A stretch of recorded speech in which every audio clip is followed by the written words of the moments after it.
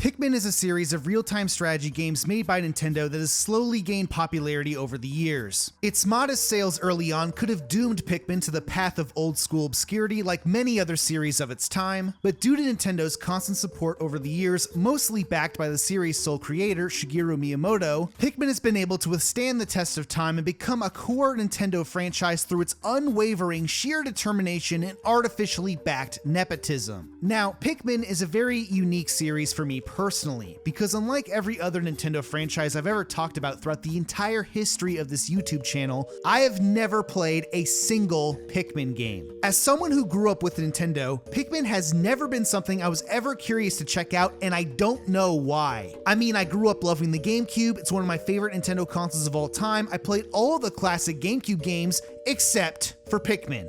At least until today, because for the very first time, I decided to go back and play through all of these Pikmin games I missed out on and truly experience what Pikmin is all about. Will I finally become a fan of Pikmin and join the Shigeru Miyamoto Pikmin cult? Is Pikmin secretly one of the most underrated Nintendo series of all time, or was this all an elaborate passion project that overstayed its welcome? Well, let's find out.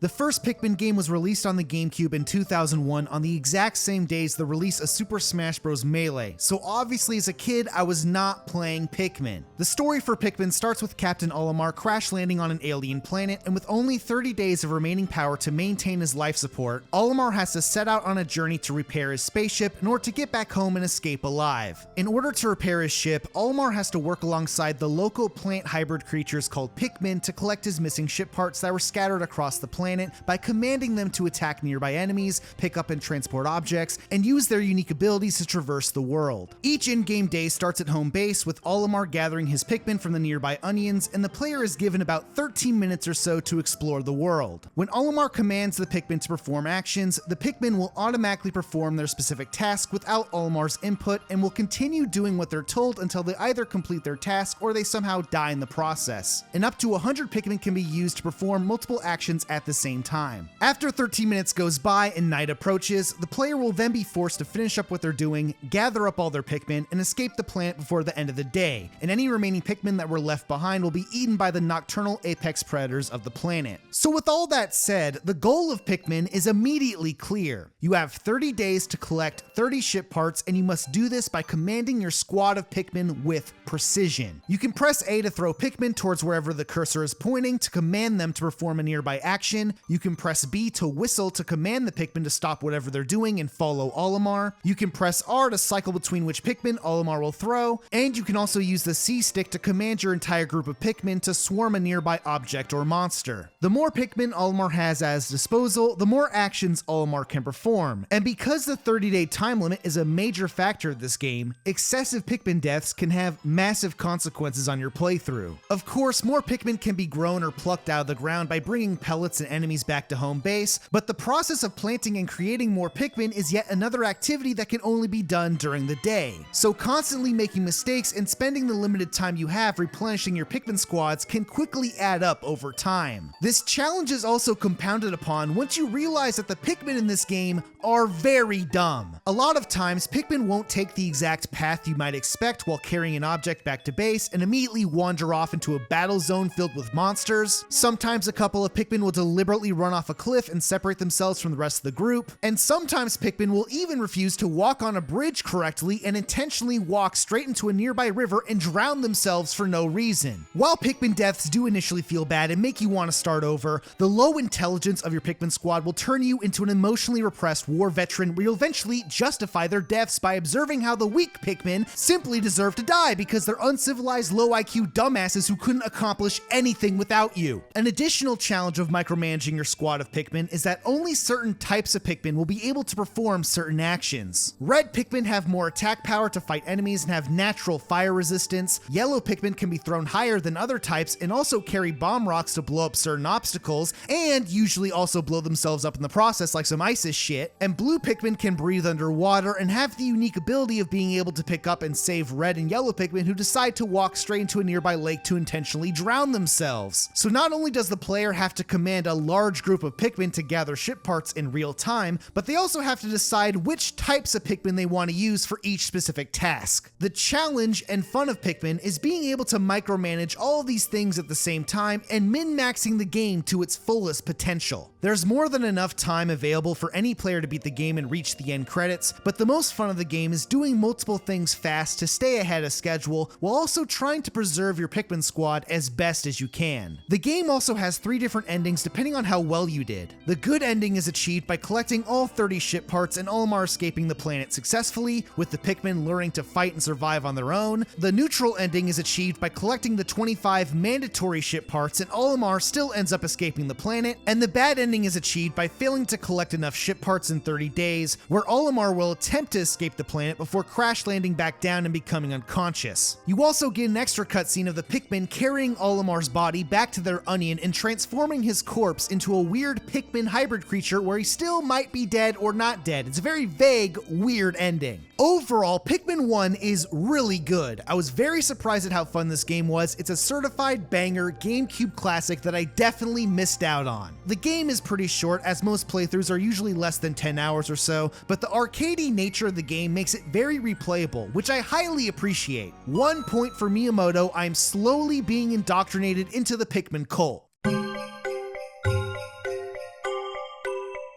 The next game in the series is Pikmin 2, which was released in 2004, once again on the GameCube. And as always, I was playing literally everything else besides this game. Four Swords Adventure, Paper Mario the Thousand Year Door, Kirby Air Ride, even all the dumb stuff like Donkey Konga with the bongo controller, fucking Mario DDR, literally anything besides Pikmin 2. The story for Pikmin 2 is a direct sequel to the good ending of Pikmin 1. Olimar returns to his home planet to find out that the company he works for is severely in debt with over 10,000 Pokos. But after bringing back a random bottle cap as a souvenir for his kid, this unusual treasure is determined to be worth a lot of money. So now Olimar's boss tasks him and his co-worker Louie to head back to the Pikmin planet to gather up treasure to help pay off the company's debt. The new major mechanic of Pikmin 2 is that Louie now acts as a second controllable player character, which allows Olimar and Louie to command their own individual squads of Pikmin and provide more options for multitasking. The 30-day time limit from Pikmin 1 has also been removed, meaning players can now achieve 100% completion without the fear of running out of time and getting a bad ending. Now, the reason the time limit was removed was most likely because Pikmin 2 is also much longer than Pikmin 1. The first half of the game takes place within 10 hours or so, having Olimar and Louie collecting treasure and paying off the company debt, but after that's been achieved and you fly back home and get the first credits sequence, Louie somehow gets left behind. Pikmin 2 then enters a sort of post-game section where Olimar's boss fills in the role as a second captain, and they both decide to head back to the planet to collect more treasure, leading you into a new area you can explore that includes a final boss fight. And this entire post-game also takes about another 10 hours or so to complete if you're trying to achieve 100% completion. So with all that said, Pikmin 2 is basically double the length of Pikmin 1 and isn't nearly as arcadey or replayable. But the removal of the 30-day time limit does mean that you are guaranteed to be able to complete everything on a single playthrough. The Pikmin mechanics also have some new additions. The main trio of Pikmin types remain the same as the previous game, with the yellow Pikmin gaining immunity to electricity, which is a new environmental hazard, but Pikmin 2 also features purple Pikmin, which are super strong in combat and have the carrying capacity of 10 Pikmin, and white Pikmin, which are venomous to enemies who eat them and have immunity to poison, and can also find hidden treasure buried underground. The main trio of Pikmin once again have individually colored onions at your home base that can be used to gather up and create more Pikmin, but the purple and white Pikmin are rare types of Pikmin that can only be found inside of caves. As you're exploring the world, you'll come across these caves that act as randomized multi-floor dungeons which present their own unique challenges, boss fights, and have tons of treasure inside to collect. However, unlike the exploration above ground where most of your time is spent looking at the clock and micromanaging your squad of Pikmin to do things efficiently, the cave exploration has no time limits whatsoever. To compensate for removing the time limit, Pikmin 2 places a much heavier emphasis on tactics and survival by forcing players to enter these cave systems with a group of Pikmin and removing the ability to replenish your squad. This means that excessive Pikmin deaths while inside of a cave system can have drastic consequences. Not only does having fewer Pikmin limit your combat options as you travel travel further down into the cave and possibly prevent you from picking up certain treasures, but the final floor of most caves also usually require you to face a challenging boss fight after your Pikmin have basically been eviscerated by everything prior, making the boss fight encounter that much more difficult. As a result, Pikmin 2 is by far the most challenging game in the entire series, and these caves do not mess around. To put it simply, Pikmin 2 isn't made for people who simply played Pikmin 1, but rather it's made for people who played Pikmin 1 10 times over. For whatever reason, Pikmin 2 has so many tricks and traps placed within the cave systems that's on par with the kinds of dumb shit you'd find in the Japanese version of Super Mario Bros. 2. Picking up a treasure near a dead end will almost always spawn a random trap or enemy. Sometimes bombs will just drop from the sky and blow up your entire squad. Sometimes the game will throw some crazy enemy types at you that roam the entire sublevel with a grenade launcher that will nuke all your Pikmin in one shot. And then after getting beaten and battered down to death like the fucking Survey Corps from Attack on Titan, you then get to the final level of the cave system and you have to fight a giant mecha spider with a fucking machine gun. As a result, Pikmin deaths in the cave systems are so brutal and consequential that players are essentially required to reset their console after a massive wipe and manipulate the autosave system to save scum the entire game, sort of like playing permadeath Fire Emblem on crack cocaine. So with all that said, Pikmin 2 is a much more challenging experience than Pikmin 1, and your enjoyment of Pikmin 2 will heavily depend on how willing you are to put up with its bullshit. Now, for me personally, I can appreciate the challenge that Pikmin 2 provides, and this is definitely a fan favorite for a lot of hardcore Pikmin fans because of this, but I honestly just don't like it at all. For starters, the removal of the time limit is a baffling change. After all, the fun of Pikmin 1 was trying to stay ahead of schedule, collecting all the ship parts within the 30-day time limit, and by removing this feature, the day and night cycles for Pikmin 2 essentially serve no function. Multitasking and doing things efficiently above ground has no purpose because there's really no incentives to do so, and the new cave system pauses the timer and completely dominates the experience. Like, it would make sense if Pikmin 2 wanted to remove the 30-day time limit to make the game more accessible for the more casual players who may have failed to collect all the ship parts in a Pikmin 1 playthrough, but I feel like that defeats the purpose when Pikmin 2 is by far the hardest and most unapproachable game in the entire series. Of course, you could argue that a lot of the most challenging stuff in the game is in the quote-unquote post-game, but the problem I have with Pikmin 2 is that the first credits sequence isn't a natural endpoint in the story where casual players can end up leaving the game satisfied. Pikmin 2 basically ends on a cliffhanger in the middle of the story and forces you to continue playing the quote-unquote post-game to get the real ending, which is just a stupid way to do it. Overall, my biggest gripe with Pikmin 2 isn't necessarily the challenge or the difficulty, but more so that it uses its very generous autosave system between sublevels and caves more so as a crutch to make the game obnoxiously difficult. You see, in an alternate reality where the game still had a 30-day time limit and the game wasn't autosaving between every sublevel in a cave, then the developers of Pikmin 2 would actually have to sit down and balance the game properly. Instead, it seems like these changes were more so required after the fact to even make the game playable to begin with. I mean, I enjoy the combat amongst all the regular enemies, I love the unique boss fights in this game, I love the Pikmin mechanics overall, but the addition of caves fucking suck. I hate how the caves completely dominate the entire experience, they're way too fucking long, I'm not a fan of the randomly generated nature of the sublevels, there's just too many traps that it's not even a surprise when it happens, I roll my eyes every time something triggers when a Pikmin picks up an object, it gets so old so fast, and it's so annoying having to constantly reload autosaves when all it takes is one misplaced bomb rock or one enemy to destroy half of my Pikmin squad and completely kill the run. In fact, the only reason Pikmin 2 is double the length of Pikmin 1 is solely because the addition of all these caves made the game very bloated. Now, there's obviously some really unique challenges and boss fights that are locked away inside the cave systems, like the submerged castle, which is a fan favorite, but at the end of the day, a lot of the sublevels in these caves feel like filler content that doesn't need to exist. If I'm being as fair and objective as possible, I respect Pikmin 2 for what it is, and I understand why Pikmin fans enjoy the challenge, but I simply do not like it. I found the entire experience of constantly encountering bullshit traps and reloading my autosaves to be fucking annoying. -1 point for Miyamoto. If I played Pikmin 2 as a kid, it would have been a traumatizing experience I'm glad I never did. I have now completely abandoned the Pikmin cult, and Miyamoto lost me with this one.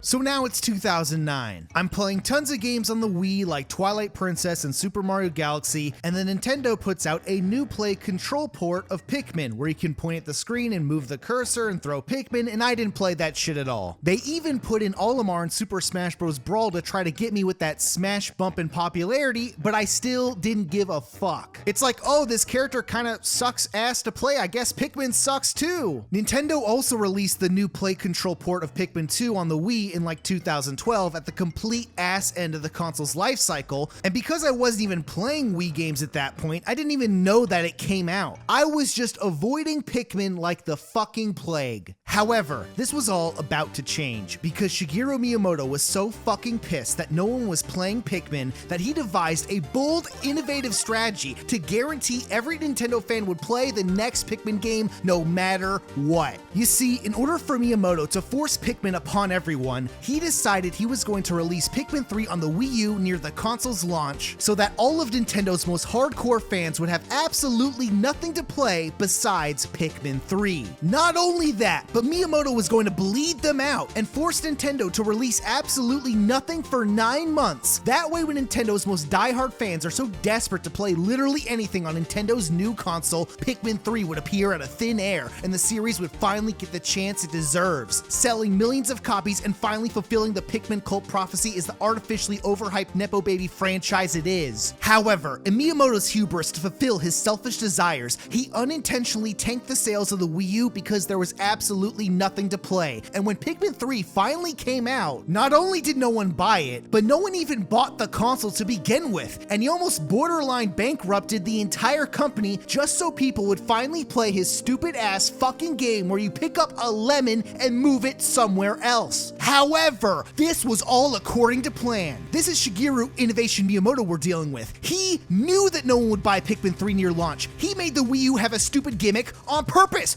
What? That's right, motherfucker. The Pikmin cult from within Nintendo were intentionally sabotaging the company, sowing the seeds of chaos that allow Pikmin to rise from the ashes. Pikmin could only succeed as a franchise in a world where the existing hierarchies of Nintendo were destroyed, and by intentionally taking the company from within, Miyamoto was able to rebuild the new world order through his vision, a future of multipolarity where Pikmin could reign supreme alongside the Marios and Zeldas as the next hegemonic Nintendo IP. However, in order to accomplish this, Miyamoto still needed to artificially boost Pikmin 3's success through any means necessary. And with the release of Mario Kart 8 in 2014, the Pikmin cult finally found their opportunity. You see, in a Hail Mary attempt to not go out of business, Nintendo created a promotional campaign that allowed players who purchased Mario Kart 8 to download a second Wii U game for free. Those games being either New Super Mario Bros. U, Wind Waker HD, Wii Party U, and coincidentally, Pikmin 3. Now, you might think that this is a simple, modest offer to help promote Nintendo's failing console and that they were providing a ton of variety with the game selection, but this is simply an illusion of choice, because Pikmin 3 was the only option Wii U owners could take, and this was all according to Miyamoto's plan. After all, if you bought a Wii U at launch, then you already bought New Super Mario Bros. U and Wind Waker HD. In fact, you probably waited a bit and purchased the Wind Waker HD bundle. If you were a hardcore Nintendo fan who bought the Wii U, these options didn't matter. Meanwhile, Wii Party U is some shovelware bullshit that sucks ass, no one's getting that crap, so now Pikmin 3 defaulted to becoming the only choice for this free game download promotion, and obviously everyone is buying Mario Kart 8 for the system, it's fucking Mario Kart, so with this special promotion, I was basically forced at gunpoint to claim this free download for Pikmin 3 because it was the only choice I had. This fucking piece of shit, Shigeru Innovation Miyamoto, got me to download a Pikmin game basically against my will. He fucking got me, that motherfucker. However, with all that said, while I did download Pikmin 3 and play it for a couple of hours and even started having a little bit of fun with it, I did eventually get to a sandworm boss fight and lost all my Pikmin on the final attack where it sucks up the entire arena,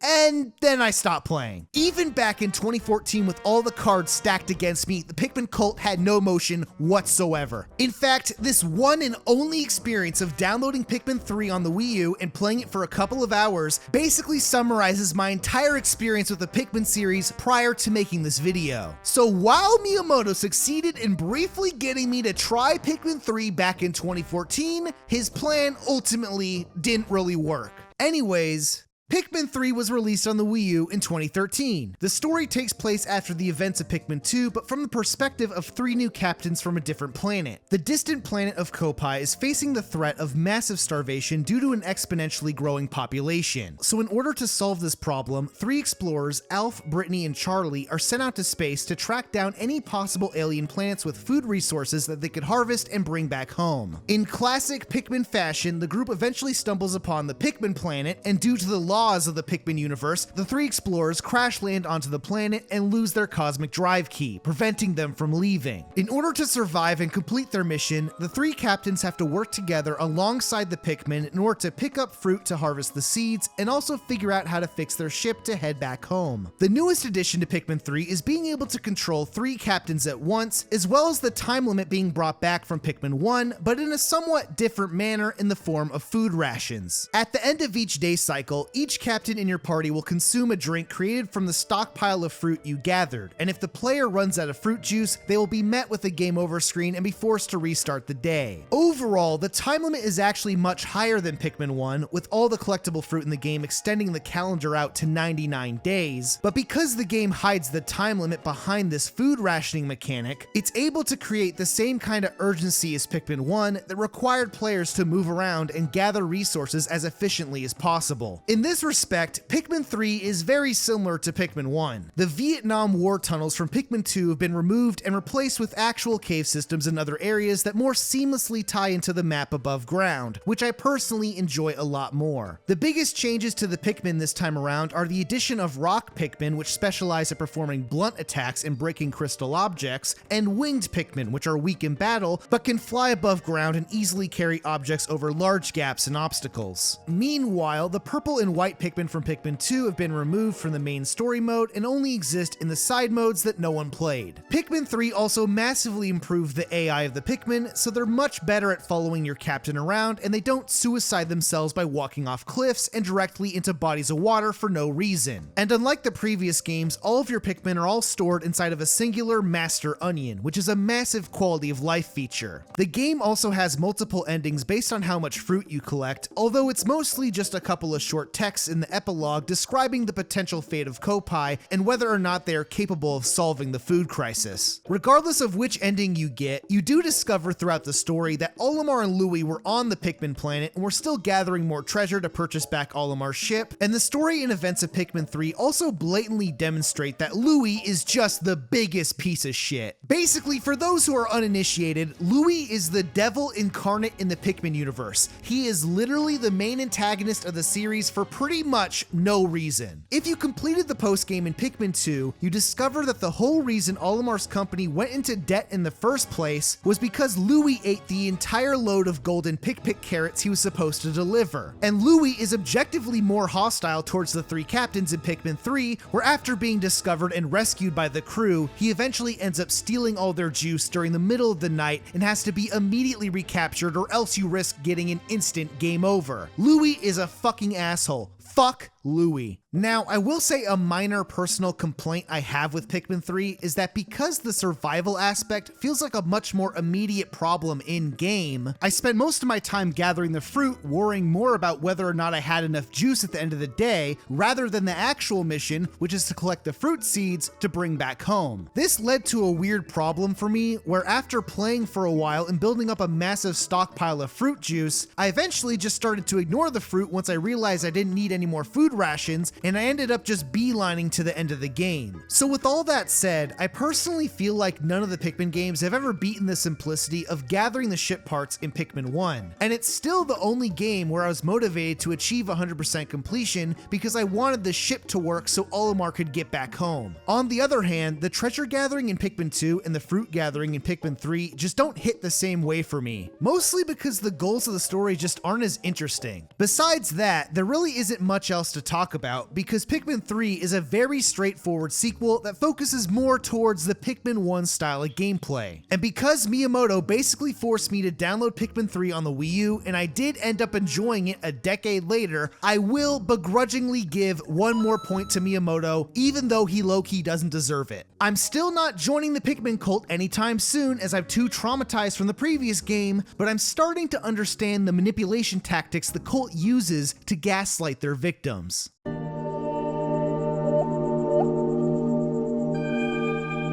Of course, Pikmin wouldn't be a Nintendo series if it didn't get pawned off to third-party developers to make spin-off games that weren't nearly as good as the main franchise. So in 2017, Nintendo hired out RZest to make Hey Pikmin, which was released on the 3DS. It's basically a spin-off Pikmin game that's a 2D platformer where you throw Pikmin with a touchscreen to solve puzzles and do some mild platforming, and the story of the game obviously involves Olimar crash landing on an alien planet with Pikmin on it, and he has to collect Sparklium to fuel his ship to get back home, and it doesn't really tie in with the other Pikmin games at all. And honestly, can we just talk about Pikmin 4 already? I mean, I'll be completely honest, I didn't play this game at all. I mean, it seems fine, but like, why are we talking about a 3DS spin-off game not made by Nintendo that was released on the 3DS at the butt-ass end of the handheld's life cycle when the Nintendo Switch was already out? I literally didn't even know this game existed. It received very middling reviews. No one's joining the Pikmin cult from playing this game. I'm not giving Miyamoto points for this anyways. Let's just move on to Pikmin 4. However, before we get to that, Nintendo also released Pikmin Bloom, which was a mobile game made by Niantic. Who gives a fuck? It's like Pokemon Go, but with Pikmin. That's all you need to know. I don't want to talk about it. The only reason I'm mentioning this mobile game is because if I just outright ignored it and moved on to Pikmin 4 like I'd want to, I would get a slew of comments saying I didn't talk about Pikmin Bloom. So now I'll just mention it here to recognize that I do know that this mobile game exists and I do not give a fuck. If you want to learn more about Pikmin Bloom, type it into the YouTube search bar and go watch someone else's video about it, or better yet, just Google search Pikmin Bloom and read the first wiki page that shows up. That's what 95% of these dumbass YouTubers are doing anyways. No one is joining the Pikmin cult playing some RC Cola Pokemon Go bullshit. Okay, Miyamoto is not getting points for Nintendo mobile games. In fact, they never would have made these mobile games to begin with if Miyamoto didn't intentionally fuck up the company to force everyone to play Pikmin 3. Okay, you know what? Minus another point for Miyamoto. Fuck you.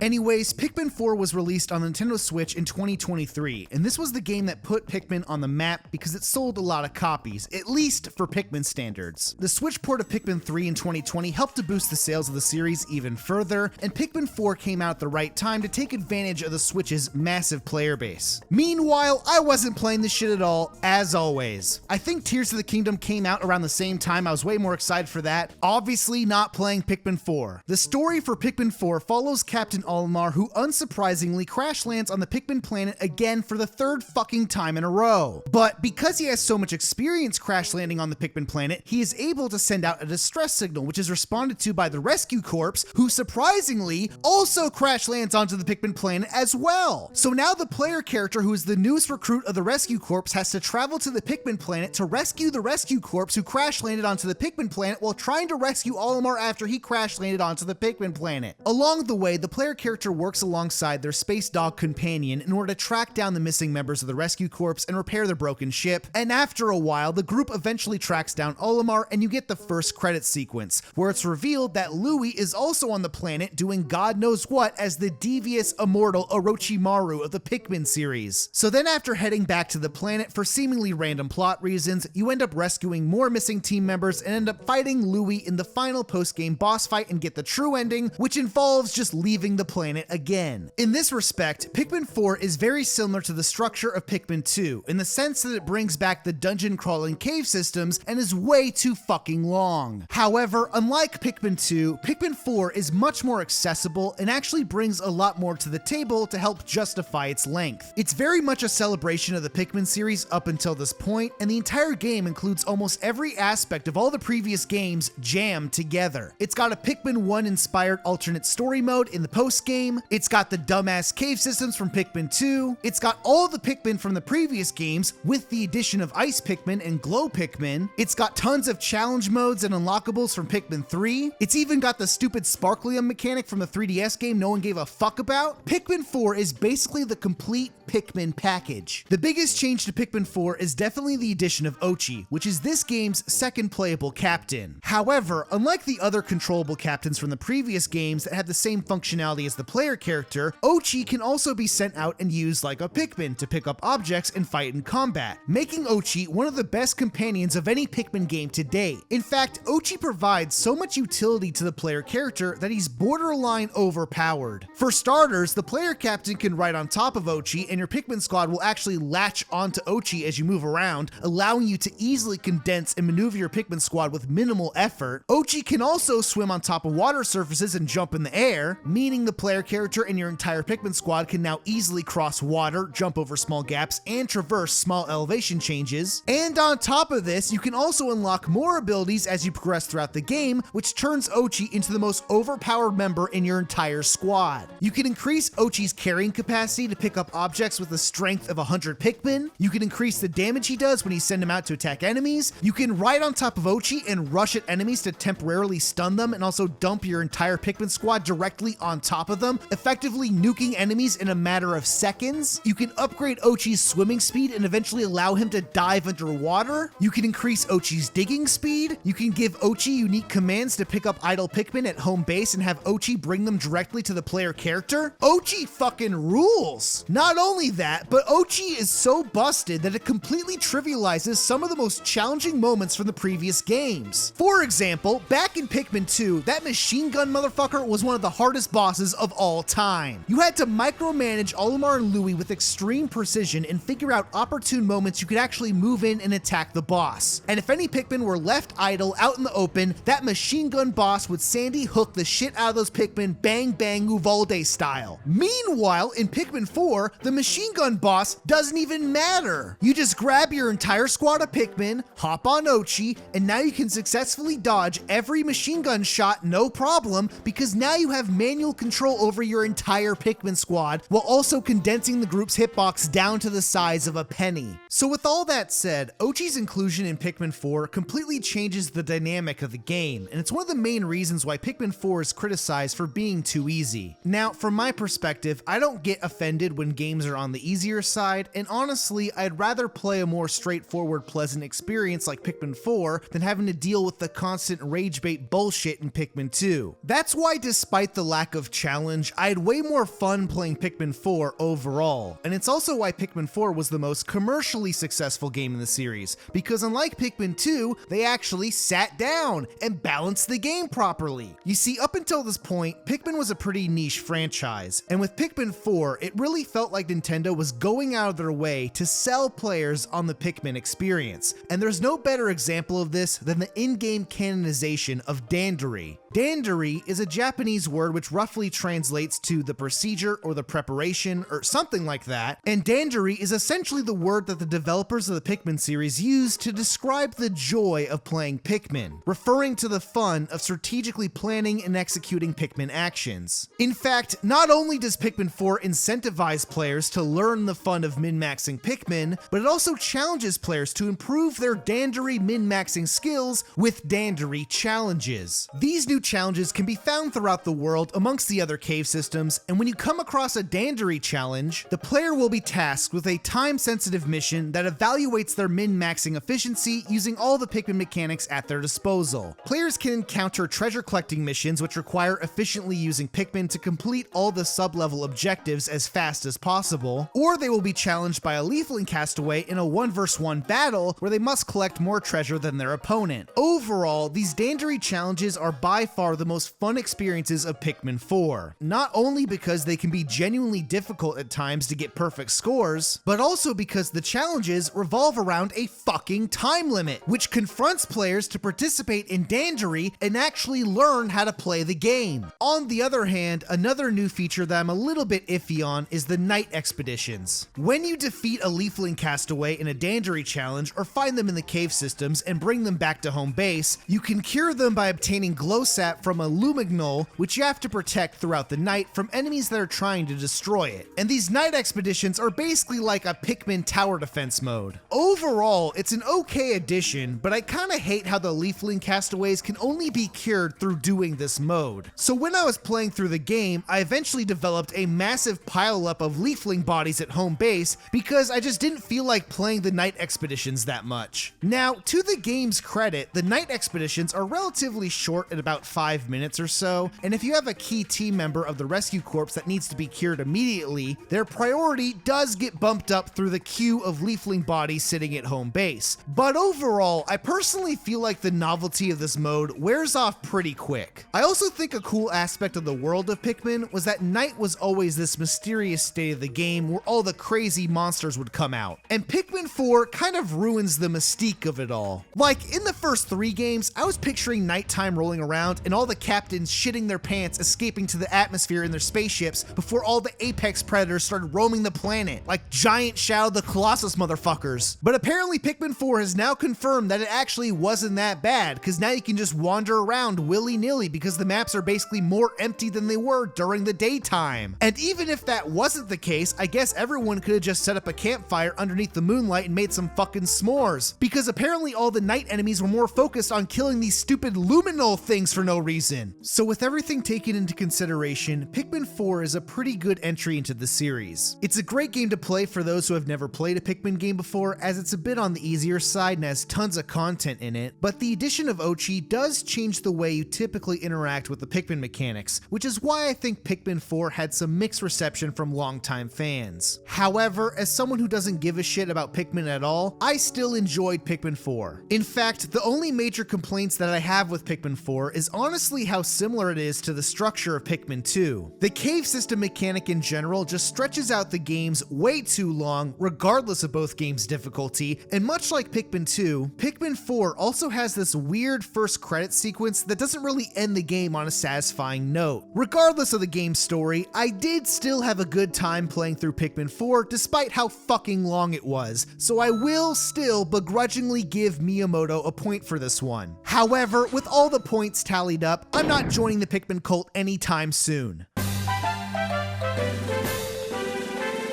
So there you have it. I finally played all the Pikmin games from start to finish for the very first time, at least the ones that actually mattered. And all 4 of these games were fine. Each Pikmin game I played were equally good and flawed in different aspects, and although I definitely hated playing Pikmin 2 the most, I wouldn't necessarily say it was bad either. Honestly, I think Pikmin 1 is probably my favorite game in the series. It's the only Pikmin game where the day cycles actually mattered, and the contextualization of the item objectives in the story made it the only Pikmin game that I genuinely wanted to achieve 100% completion. Of course, it's definitely aged a bit, and the Pikmin AI is not the best, but I did enjoy the more arcadey nature of it. I feel like I should have enjoyed Pikmin 3 even more because it's a more polished and refined version of Pikmin 1, but I do think the food rationing time limit and the overall story just aren't as interesting. On top of this, I honestly just don't enjoy controlling more than one captain at a time. Strangely enough, this is one of the reasons why I didn't mind Ochi's inclusion in Pikmin 4, mainly because Ochi was more so a glorified Pikmin you can ride around on, and this is also why I didn't really mind Louie's inclusion in Pikmin 2 either, because the cave systems were ass fucking you so much that there really wasn't any opportunities to use Louie anyways. Overall, while Pikmin 1 is the most simplistic game in the series, I think the pacing is a lot better, and the emphasis on the 30-day time limit gave me the most incentive to focus on achieving Dandery. Of course, the other Pikmin games have much more complicated game mechanics, which raises the skill ceiling for achieving peak Dandery, but I personally don't think increasing the actions per minute converts over to a more enjoyable Pikmin experience, especially when the incentives to perform Dandery at that higher level are purely based off self-imposed challenges. Micromanaging multiple captains' movements and their individual squads of Pikmin by pausing the game and telling them where to go does add a lot more complexity for min-maxing, but it's also something I'm just not interested in doing. At the end of the day, I'd rather play a Pikmin game with one captain and a couple of Pikmin types and have fun trying to achieve Dandery with those limitations in mind. So with all that said, if there's anything I learned from playing through all these games, it's that the Pikmin series is shockingly consistent for how long it's been around. Which just goes to show that when Miyamoto actually likes the series he's working on, he suddenly gains the forethought to greenlight genuine proper sequels. I mean, the fact that Pikmin 3 was released on the Wii U and was actually playable with a Pro Controller without motion controls is fucking astonishing. Like, if Miyamoto gave Pikmin 3 the Star Fox Zero treatment, this game would have been unrecognizable. However, because Pikmin is so obviously Miyamoto's favorite franchise and he actually likes Pikmin and treats it like a passion project, Nintendo was allowed to selfishly make the right decisions that should have been made. The Wii U had a lot of crazy gimmicks and hardware, but Pikmin 3 still plays like the first two games. They used the Wii U tablet to clean up the UI a bit, and they didn't go too crazy with it. They added multiple control options to make the game as widely accessible as possible. They used the power of the Wii U to just make the graphics look amazing. And ultimately, Nintendo was allowed to just make Pikmin 1 again with some new Pikmin and some new levels. That's all you have to do. Just make the good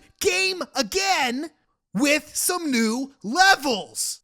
Fuck! And sure, maybe Pikmin is a niche franchise, and Miyamoto should have spun things off into another wackadoo direction to tank the series and attempt to get more sales somehow. But at the end of the day, when you stick to your guns and make a good game, you made a good game. Hell, if you don't fuck up your games with stupid gimmick bullshit, you can even port them over to the next console, where they can sell millions of copies later down the road. That's what happens when you make good games. You do the series right without fucking it up, you build on each game with natural momentum over the years, and now that you've done your due diligence and improved on the experience, now you can go into Pikmin 4, market it to a new audience of players, and finally change things up a little. We're doing Pikmin again, but we got a dog this time. That's all you have to fucking do. And yeah, you can also change the camera angle a little bit and add in a couple of new mechanics, and maybe some of the hardcore Pikmin fans might not enjoy those new mechanics, but that's fine, because it's been like 20 years and you already got a solid trilogy. Meanwhile, you could have been a Star Fox fan and have one good game. You could have been an F-Zero fan and have literally nothing for 20 years. You could have been a Paper Mario fan and be forced to watch the series mutate into spin-off garbage and then have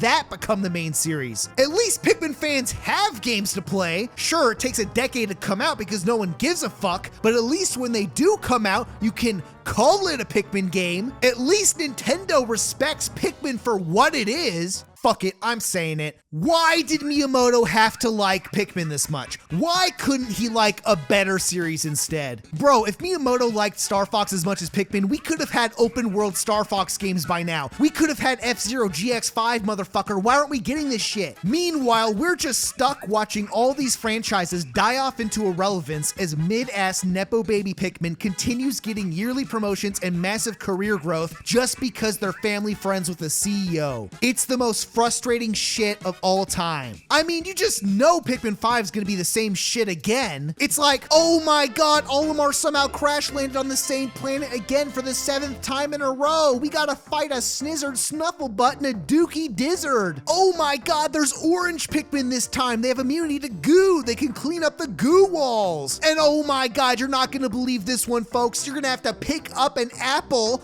and move it somewhere else. Oh my god, fucking boring. Do you guys want more reviews and rants on irrelevant bullshit that doesn't matter in the grand scheme of things? Well, you should check out my Patreon. I've been making a bunch of videos on Patreon in between projects, and I've been having a lot of fun making them. I've made a couple of videos ranting about shitty fast food places, I tier list ranked all the Gen 3 Pokemon, and I've also recently visited the Nintendo store in San Francisco and talked about my experience. And for the low cost of only $5, you can get access to all this extra content and also join my Patreon Discord community where we can talk about all the new Nintendo games and discuss the impending doom of the world. I've also been live streaming myself playing through games on Twitch, and I've actually prepared for making this video almost a year ago by playing through all 4 of these Pikmin games. And if you want to go back and watch me experience the Pikmin series for the first time, I've actually condensed all the live streams into highlight videos and uploaded them onto my second channel, which again I've also been working on as well. Believe it or not, I'm actually not dead. Shout out to all the Patreon supporters who watch me play through all these Pikmin games. These are the real ones right here. In fact, because the Patreon supporters have been so nice, I've decided I'm going to allow them to vote on what Nintendrone retrospective I'm making next. That's right, motherfucker. For the very first time in Hypercharge history, the Patreon supporters are voting on the next Nintendrone retrospective. The polls will be available on the Patreon for 1 month, and whichever option has the most votes by the time the polls expire will be the next Nintendrone retrospective I'll make. In fact, the higher tier you are on the Patreon, the more votes you get. This is not a real democracy, it's pay to win. Fuck all the Fairweather fans who only watch the Nintendrone videos. You motherfuckers didn't watch my last video even though it was funny as fuck, and that's why you're getting no say in the process. Fuck